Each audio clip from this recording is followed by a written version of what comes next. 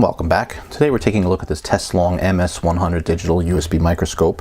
Now this was sent in to me by the actual manufacturer, and this is the second product by them I've actually am reviewing, and I have to say so far I'm pretty impressed with this company.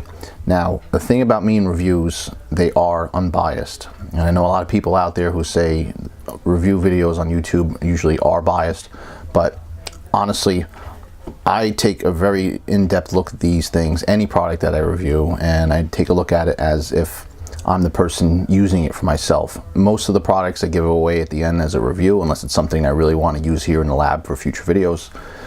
If it's something I don't think is worth doing a review video on, or maybe if there's something that I think is improvable or whatever, I'll mention those things. So if this video is indeed posted, it means that I had liked this product enough to merit talking about it. And I'm not paid to do these reviews, I'm just sent the product. Obviously you need to have the product to review, and I do also do review videos in which I purchase the products myself without any kind of influence. So that being said, we'll take a look at this. Now I have already looked at it quite a bit because I figured it'd be a little bit easier to navigate through this if I'm already familiar with it. Now this is going right now for $41.99, and they have shipping available for free on Amazon if you have Prime, and I'll put links in the description below to where you can purchase this. By the way, they're not affiliate links, so keep that in mind. I'm not making any money off this whatsoever. But anyway, in the box here, you see there's the nice scope chrome finish on it. And I'll just go ahead and tear through this. If you want to pause the video and read any of the stuff on the box, I'll go over all the full specs here shortly. But you can see here is the unit. They give you a nice little Velcro strap on the front here, and an interesting USB end. I'll talk about that in a moment. You get a little bag of accessories. This is for use for different things, as we'll get into. There's a USB Type-C, it looks like, converter here to a USB 3.0 on the other side. This is USB 2.0, I should mention. There's a base, a user's manual, and a driver. And this should have the driver for Windows as well as Android on it. And it does say it's compatible with Mac. I don't remember if there's a Mac file on this or not. And it is not compatible with the iOS devices. So that's pretty much all that's in the box. Again, if you want to pause that, these are the QR codes to get the different software from, where you can go to teslong.com/tc.zip to get the Windows application. Nothing here. Top of the box. And specifications. Now it does mention that it's a 10 to 200x zoom. However, there's no real way to tell how much you're zoomed in. It's kind of really manual. 1280 by 720 resolution, and this is one of the higher resolution endoscopes that I've tested. USB, micro USB, I'll show you that in a second. And obviously the mentioned things that are in here. And again, this is the model MS100. And there's some information from me there. Made in China, of course. So showing you that USB end, it's actually really neat. It's a standard USB 2.0 over here, but you can also open it up and get an Android connector here. It's a USB mini, I believe, or micro. And this is for USB OTG devices, and that's probably one of the reasons why it won't work with Apple. And we can just plug this in here too. Coincidentally, I don't have any Apple devices to test this out with, so that wouldn't make any difference anyway, but you can go ahead and see how that connects there for the Type-C. They give you a pretty nice long lead. I don't know if I have the specs for that. I didn't see it on the listing on Amazon, but it is a fairly long lead. And in the up this top over here, this is actually the adjustment for the LEDs. There are 8 intensity adjustable LEDs around here. You should be able to see those on the camera. And it's a little tiny lens. You know, this is very similar to all the other ones that I've tested in this type of category. And I have another one on my desk here. This is the Geeker Scope Around. I did a full review on this, and I believe the same company that makes these is also part of the Teslong sub companies, and there's the info on that, but very similar. You can kind of see in design. This one's a little more higher end, I guess you could say, because of the Wi-Fi and everything on it, but just check out the end of the video for a link to that one if you were interested in that. But this one here is nice. It still has the adjustable focus on here, and this is a 10mm to 500mm adjustable focus. I should mention this has a waterproof rating of IP67, and by the way, that is a 1.0 megapixel CMOS sensor. So we'll go ahead and put this in this base. I'll talk about that for a minute. Now, you may be noticing this does fingerprint pretty easily. I know there are chromes out there that don't have that problem, but that is something to be wary of. And this does have a lot of adjustability to it. Now, personally, I would like to see this not have as much slop sideways in it, but that's just because of the ball joint. There is, I'm sure, a different way they can make this, but it's not bad. It does the trick. The other thing, the base isn't as heavy as maybe I think it should be. It is hollow. You can probably see that this just mushes here. Perhaps if this was a solid base, a leaded or weighted base, you know, perhaps if you're privy enough, you could weight it yourself. You could peel this off and, you know, like I said, fill it with some kind of lead or, you know, whatever. There's probably a better material nowadays besides lead to do that with, but you get the gist. Or maybe if it had some kind of a suction cup where you can really stick to the desk. You know, there's definitely ways to improve this, but it's not bad. It's doable. Of course, this just slides in like this, and if you don't have that set screw just right, it doesn't go in, but it eventually does. Now, I can see this may get scratched up over time, but it's one of those things that as long as you're ginger with it and just lock it in as tight as you need it to be, you should be fine. I don't see any reason to really wrench it down hard. But anyway, using this, you would just go ahead and aim it down like that. I'll get some of this wire out the way. And then to adjust the brightness, like I said, you would turn this up and down. So I'm going to go ahead and grab my tablet. We're going to test it out on that. We're going to also test it out on the phone that I have. Well, of course, these are both Android devices. And I'm also going to hook it to the computer. We'll give that a test as well. And so far from what I could tell you, I am pretty happy with it, but we'll see if you guys think the same thing. Okay, so we have my tablet set up over here. Now, one of the things I'll mention is I have the Camerify app on this particular machine here, just because I find that it's a really universal app that works with a lot of different devices. And the first thing I noticed when I plugged this into the bottom here is that app actually opened up right away and recognized the camera, which is a good sign. And I do have the actual app that came with this on another device, and we will test that out. But I figured this is a good way to show kind of the universality of this thing. So at face value right now, you're really not seeing much on the screen, but there is indeed an image there. And if I go ahead here and turn this up, you can see that the brightness comes in on the actual unit here. However, the screen over here is still dimmed down. That's because it has an auto compensation on it. So some things that's of course interesting to look at up close is money. Money has a lot of different printing and micro printing and stuff like that on there. So we can get this in here. Now this has the same issue, as you can see, as most of the other devices that I've tested like this, in that you have to get the orientation right. So there's no markings on this to tell you which way is facing up or not. So one of the things you have to kind of do is get this just right and turn it around so the orientation works, you know, more naturally. And then, you know, to zoom in and out, you're just basically moving this in closer and further. And of course, your mileage is going to vary as far as lighting is concerned, because I have studio lighting and camera lighting going on in this room. So a lot of that is helping with the outside light, and to prove that, I can actually turn this down and you can see the image still remains because there's so much light coming in from everywhere. So of course, having more and more light is going to make this much better. But anyways, so you can see it zooms in pretty well. I will do a screenshot of this. As a matter of fact, I can just click that and take a picture of it, and I'll insert that into this particular video here, and you'll get a better shot of it up close. But we can go ahead and look anywhere on here. And like I said, adjustment wise, this knob up at the top here is where you would actually adjust for focus. So like over here, for example, this f72. Now if it looks like it's coming in and out of focus and without me touching it, that's because this bill isn't flat. So as I'm moving it around, it's getting closer to the camera. And that's basically what the focus is doing.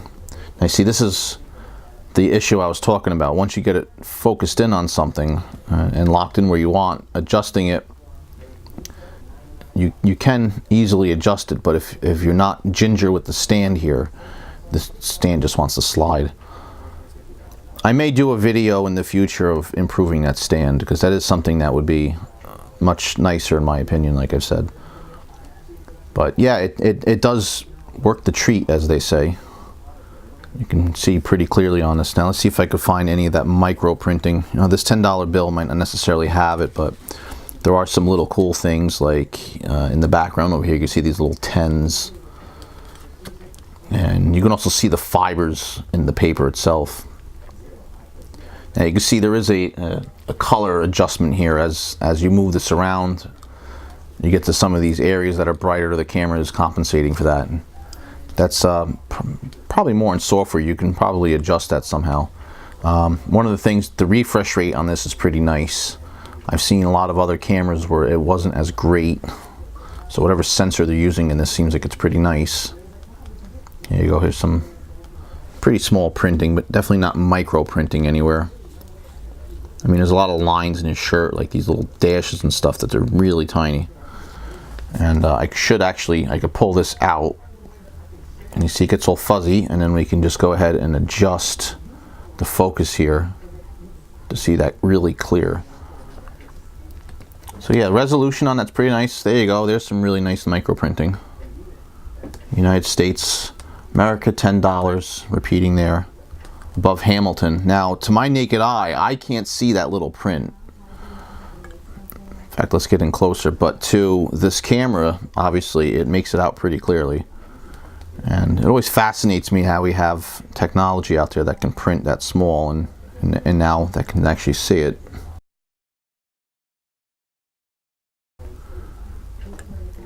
You see, there's probably going to be a point where we can get too close. In fact, I could probably flood it, get straight down to the ground here, and it might not be able to zoom into this level and focus. I haven't tried that yet. Yeah, it's definitely too close, so there is a limit to how far you can actually get. And one of my favorite things to look at, besides money of course, is circuit boards. And this is a tiny board. I'll show this up close to the camera here. This is a Bluetooth module from an Apple device that I actually did a teardown on. But you can see it's pretty tiny. There's very, very small components on this thing. But it makes no difference to this little camera, of course. And this is definitely why I like this kind of a device here, because you could set up these shots pretty easily here. Now you can see there's one component here that's shiny, and that's giving me a little bit of an issue. So I should be able to turn the light down. And as long as I have good outside light, I should be able to get the number off that if I need to. And of course, that's what this focus comes in handy for. Yeah, so you see it's a T200. So you might have to shield your hand around here to get some of the light just right, or maybe even turn this down completely. Oh, see, there you go. That's even better. So that's definitely one thing, and that's not a problem with this device. It's all of these devices with these integrated LEDs. They all do that. They have this reflection effect here. But yeah, I'm pretty happy with that. I'll take a screenshot of that both ways.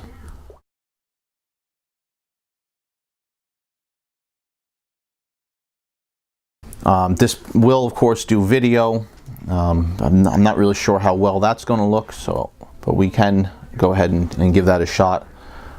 And it does have a pretty good refresh rate. Like I said, I can move this around pretty quickly. There is a little bit of a stutter there, but I can't necessarily fault the camera. It might be the tablet and the software I'm using here. But yeah, that's looks pretty good. I'll of course now edit this into the video.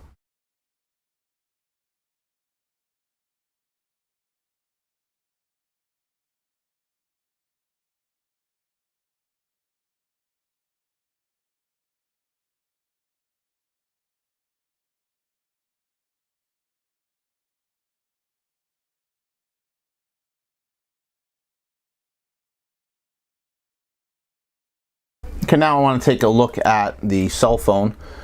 This time we're going to look at the Teslong app itself. So when you open this up, it's going to actually ask you which device you're using, besides this permission thing. Now I haven't given it permission for storage or anything like that. I just want to hit cancel on there for now. But if I go ahead and click that, this has a camera mode, a video mode. This is going to ask you to allow this by default. I'm just going to hit yes on that for now. So next time I plug this in, it should open up this app. And really, you know, there's not much difference in operation here. It's the same thing, obviously adjusting the brightness on the dial over here, moving your device around, moving your piece to view around, and then you can click this to take a picture. Now, like I said, you do actually have to give this permission for it to save. I'm not going to go ahead and do that right now because there really isn't any reason to. But I would probably use this more myself in the lab here on my tablet with the bigger screen. But I wanted to try this app out on another device just to see if it would work. Of course, once you actually get your pictures in this, you can go into this mode here and view them. And same thing with video. But yeah, that's pretty much this. It's not really much to it. It's pretty easy app to use. The one thing I'll mention that I like about that app versus Camify is for a free app. There's no ads in it, where the Camify one there is. Now obviously you can pay for that if you'd wish to get that app and have it be a little more universal if there's other devices you're using. However, if you're just going to plug and play, this thing's going to work great. So I'm going to go over to the computer now and show you what that program looks like. But before I do that, I do want to go over what's in this accessory bag here, because I didn't get to do that yet. So a couple of these things are used to make this into an otoscope, so you can stick it in your ear basically. This one here is just a straight wide shaft. This one here is a little smaller. One of these is probably going to be more suitable, I think, for the ear than the other. This one here has a little light ring on it. You can see it's going to help move the light around. So we can stick that in here and it's going to help diffuse it down. You can stick in your... I'm not going to do that, not to knock the device, but really to do that and take a picture of it and put it on, it would be a kind of a gross factor. I don't think anybody wants to see the insides of my ears, so I'm not going to do that. But the other ones here you can actually stick on. This one here is a little 90-degree mirror, and my thing about using this is it seems like every time you actually put this on any of these cameras, the actual light from this causes a glare because you're looking back at the own thing. I should actually hook this up and show you. Now, in case you're wondering, you can actually put this back further and use it as a like a regular USB camera, like a webcam, and you can focus out, you know, pretty far out into the distance here. I can show you bits and pieces of my desk over here, whatnot, and just by focusing it in, you can get different focal points. So yeah, it will work in that regard, because I know people have asked me that before. But showing this camera over here, when you put this on, while it does do what it's supposed to, especially if you focus it just right, you can see sometimes you end up focusing on the mirror and you get the reflection of the light around that ring. So I've never really been a fan of the mirrors. I mean, they do have an application, but a lot of times you end up not really being able to see that well with it, just in my opinion. But then again, like I said, that's not a fault of this particular device. That's all of these endoscopes that I've ever tested. The other one over here is just a straight kind of conical thing here, like a reverse cone, I guess you could say. It's more of like a safety device. This is what you put on here if you want to give it to your kid and not have them stick it in their ear. You can just squeeze this on here. And by the way, once these are on here, they are pretty tight, which is nice. But yeah, that one, you know, it's a little bit more of like a safety tip than anything. Does this have any effect? Let's see if I turn the light up over here. Hey, so you can get some of the edges over here of that kind of come through a little bit, but not too bad. And if you actually set the focal point out, I'm sure you're not going to be able to pick it up on here necessarily, but you can tell by the ring over there. What you're basically doing is you're just moving the camera in and out as you adjust this knob over here. That's pretty much all there is to it. All right, well, that's enough of that. Let me get this over to the computer and we'll take a look at that app. Here we are on the Windows 10 desktop, and I'm going to show you the contents of the disk. So first thing you'll notice is there's a README file here. I'm going to open that up. This is just a graphics file, a JPEG file. And it mentions this amcap.exe is a USB endoscope camera program. And it tells you have to select the camera and device and hit preview for that to work. I'll show you that in a moment. There's also Teslong camera.exe, which is both for their USB endoscopes as well as their Wi-Fi endoscopes. And there's also the Teslong camera.apk. Now this file here will allow you to install this onto an Android device, and as it mentions here, you can also get this from the Google Play Store.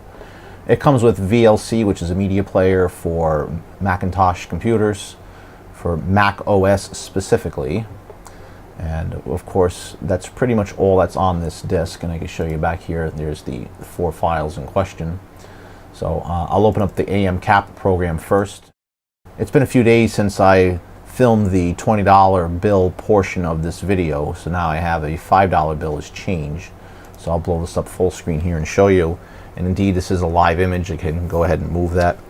And since I'm playing around with this, I can just go ahead and refocus it. Now you've noticed focusing on this, there is a bit of a focal point where the middle of it is more focused than the outer lying edges of it. And I think that's just more of an effect of the lens of the camera than anything. But yeah, not much different than looking at a $20 bill. You can see some of the micro printing over here. Now, I did mention in this program you have to pick the device. Now, it actually is showing my AverMedia card in here as well, and I've noticed all these programs do that. But you do have to pick Teslong camera. It won't actually show you anything from this capture device, so no, you can't use it for other things, it seems like. And you can enable microphones or anything like that. So if you want to capture video and audio together on the same device using this, you can indeed do that. And this is the option. You have to click this preview option. If you see, if I shut that off, nothing happens here. Turn it back on, you get a live shot. And you have all these different options here. I won't go into all these. There's really not any need to. They're kind of self-explanatory. But you can set the frame rate. This was originally set to 14, and I set up 30 when I was playing around. If we go back to 14 here, it doesn't make too much difference, but that might help you with certain things. You may have uses for this depending on what you're using this camera for.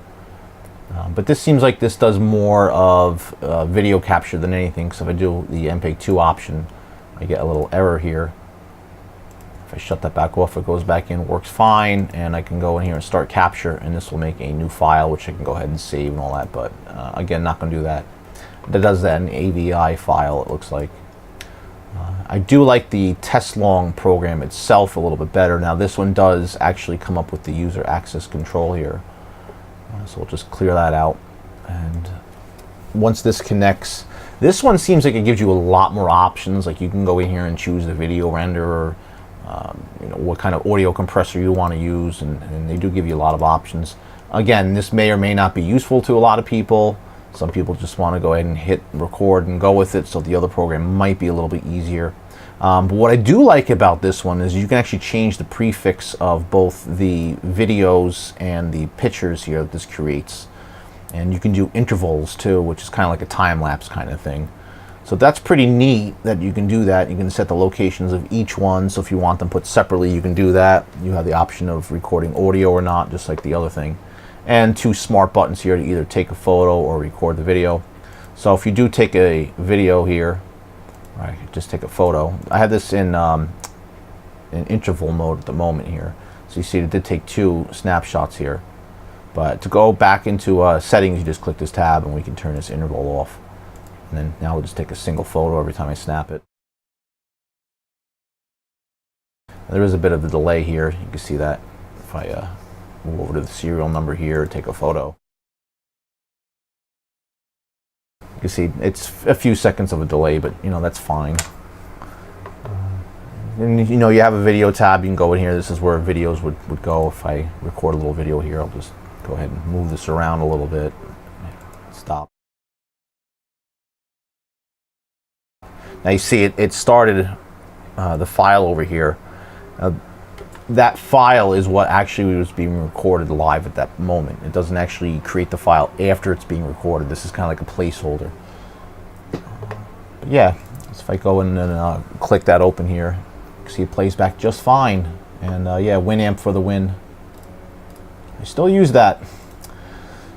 So yeah, this is a pretty neat program. Now this security settings would be if you have a Wi-Fi camera, so it's nice that it does that. Unfortunately, I don't have any of those here to test right now. I did try this on the Geezer camera, the Geeker camera, whatever you call it. It did not work, but then again, I don't have Wi-Fi in this computer. I was trying to connect through my router, but that's a subject for another time. We're really just looking at this. And by the way, yeah, you can click over here and make this into a larger full screen. Let's get the money out here. It's kind of boring.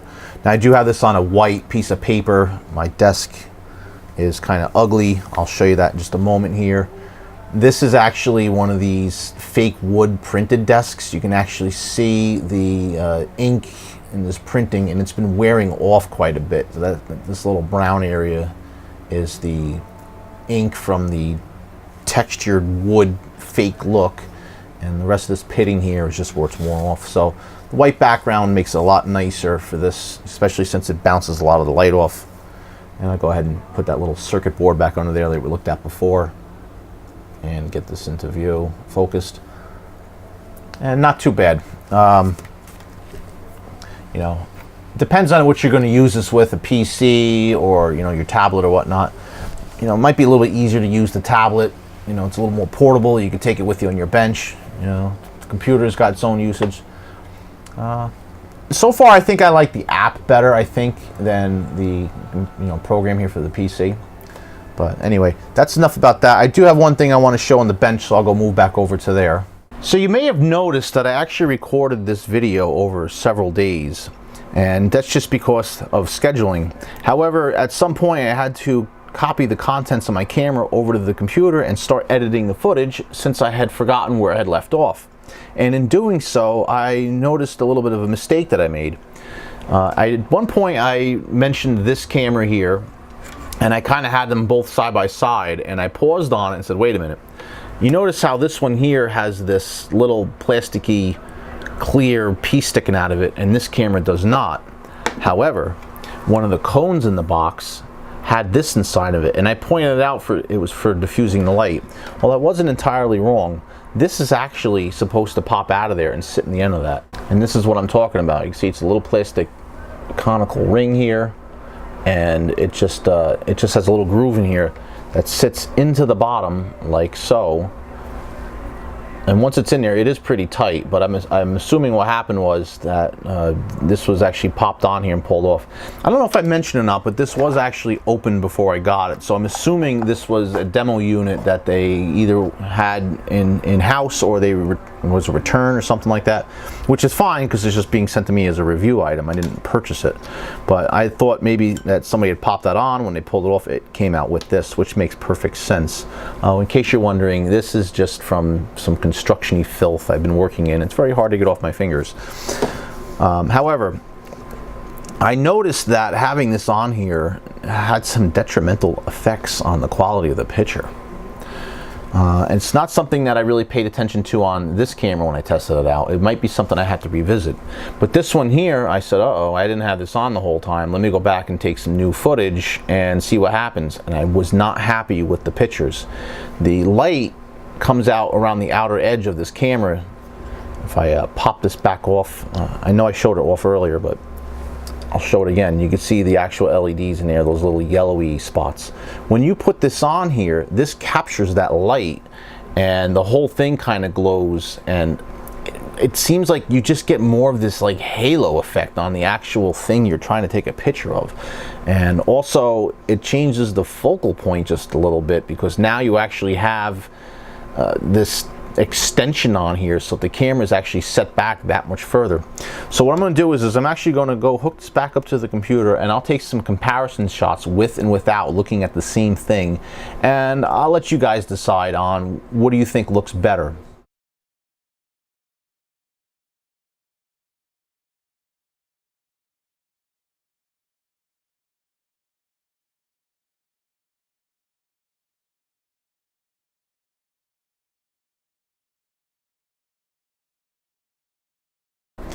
The other thing I'm going to mention, and I'm going to pretty much end the video with this, I did say I was going to do a giveaway on this. That is still the case.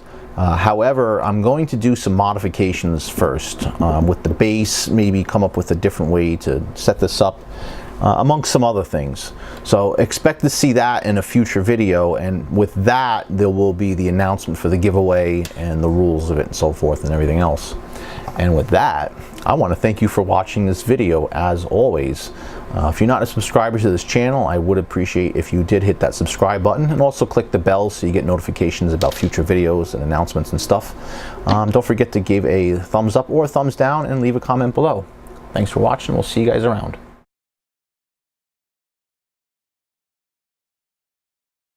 And as I was looking back at the footage, I had paused on the part where I was comparing these two cameras, because I had noticed that this camera had this plastic guide in here and this one didn't. And then I remembered that the inside of one of these cone adapters had that little ring in it, and I think I even pointed it out. So I popped it out, and as I was doing that, I had the part of the footage on the screen where I was comparing these two, and I noticed that this one has this little plastic Tigger